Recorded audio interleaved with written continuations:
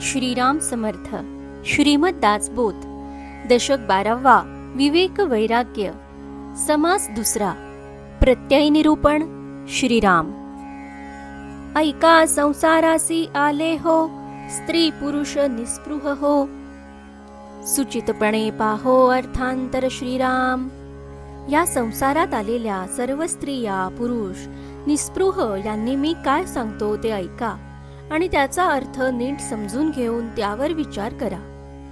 काये म्हणते वासना, काये कल्पिते कल्पना, अंतरींचे तरंग नाना प्रकारे उठती श्रीराम.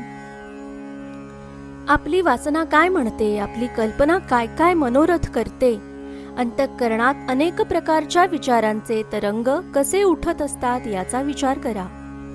बरे खावे, बरे जेवावे, बरे ल्यावे, बरे नेसावे, मना सारिखे असावे सकळ काही श्रीराम.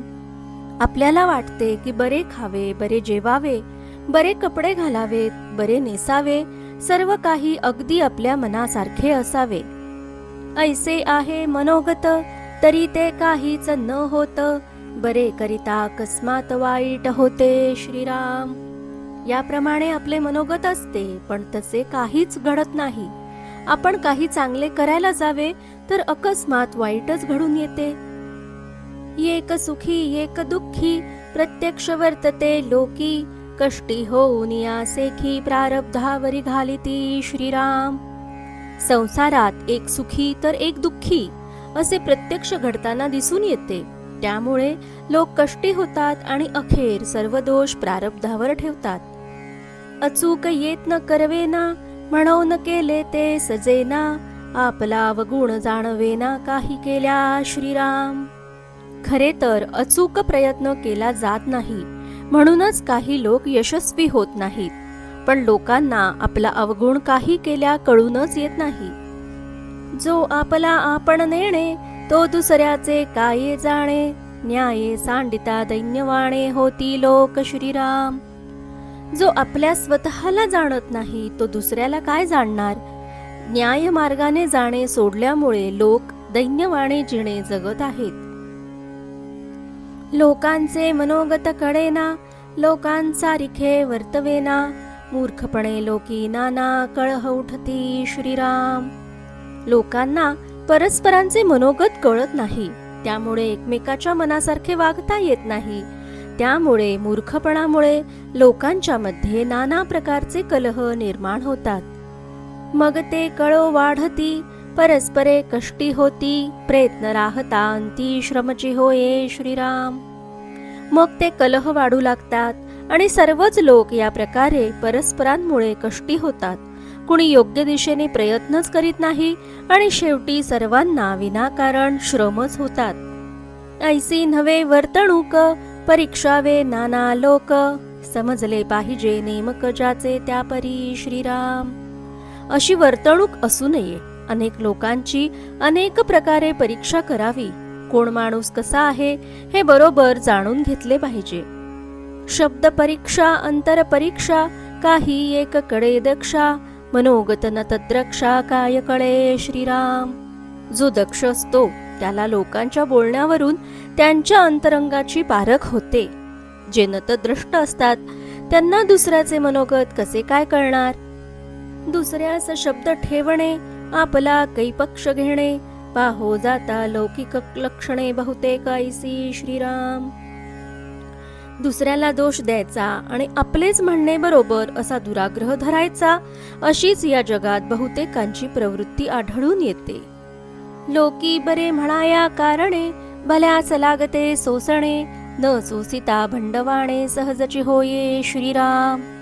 ज्याला लोकांनी आपल्याला चांगले म्हणावे असे वाटत असेल, त्याने लोकांचे बोलणे वागणे सहन करायला हवे. ते जर सोसले नाही तर सहजच फजिती होते. आपणास जे मानेना, तेथे कदापि राहवेना, उरी तोडून जावेना कोणी एके श्रीराम. जेथे आपल्याला बरे वाटत नाही तेथे कधीही राहू नये, पण कोणीही भीड मोडून किंवा भांडण करून जाऊ नये. बोलतो खरे, चालतो खरे, त्या समानिती लहान थोरे, न्याये अन्याये परस्परे सहज चिकळे श्रीराम. जो कोणी नेहमी खरे बोलतो आणि खरेपणानेच वागतो त्याला सर्व लहान थोर मानतात. न्याय अन्याय कुणालाही सहजच कळतो. लोकांस कळेना तवरी विवेके क्षमा जो न करी तेणे करिता बराबरी होत जाते श्रीराम. लोकांना जोपर्यंत आपल्या योग्यतेची कल्पना येत नाही तोपर्यंत थोर लोकांनी लोकांना विवेकाने क्षमाच केली पाहिजे. तसे जर तो न करील तर मग इतरांची आणि त्याची बरोबरीच होईल. जवरी चंदन झिजेना तव तो सुगंध कळेना चंदन आणि वृक्ष नाना सगट होती श्रीराम. जोपर्यंत चंदन झिजत नाही तोपर्यंत त्याचा सुगंध कळत नाही.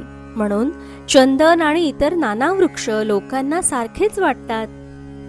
जव उत्तम गुण न कळे तो या जनास काये कळे उत्तम गुण देखता निवळे जगदांतर श्रीराम. जोपर्यंत मनुष्याच्या अंगी असलेले उत्तम गुण प्रकट होत नाहीत तोपर्यंत लोकांना त्याची थोरवी कळत नाही. ज्यावेळी प्रसंग परत्वे उत्तम गुण प्रगट होतात तेव्हा जगातील लोकांच्या अंतःकरणात समाधान वाटते. जगदांतर निवळत गेले जगदांतरी सख्य झाले मग जाणावे बोळले विश्वजन श्रीराम. लोकांच्या अंतःकरणात समाधान झाले, लोकांशी सख्य झाले की मग लोक प्रसन्न झाले आहेत हे जाणावे.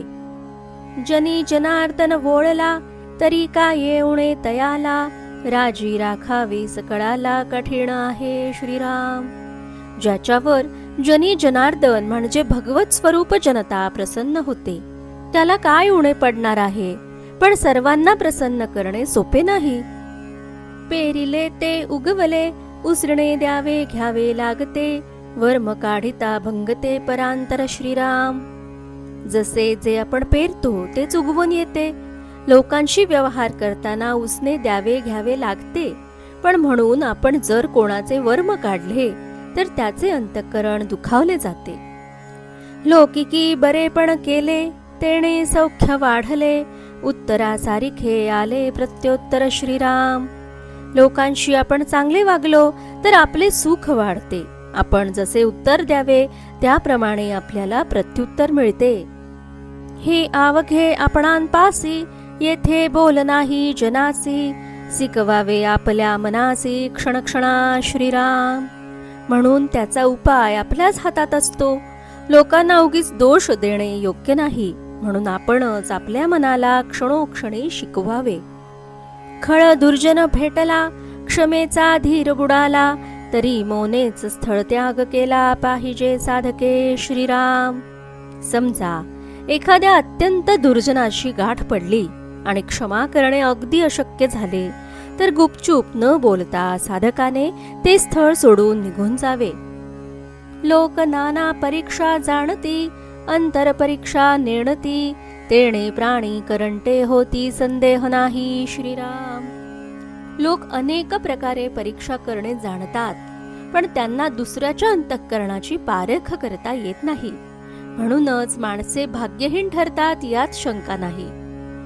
आपणास आहे मरण म्हणून राखावे बरेपण कठीण आहे लक्षण विवेकाचे श्रीराम. आपण आज ना उद्या मरणार आहोतच हे जाणून सर्वांशी भलेपणाने वागावे.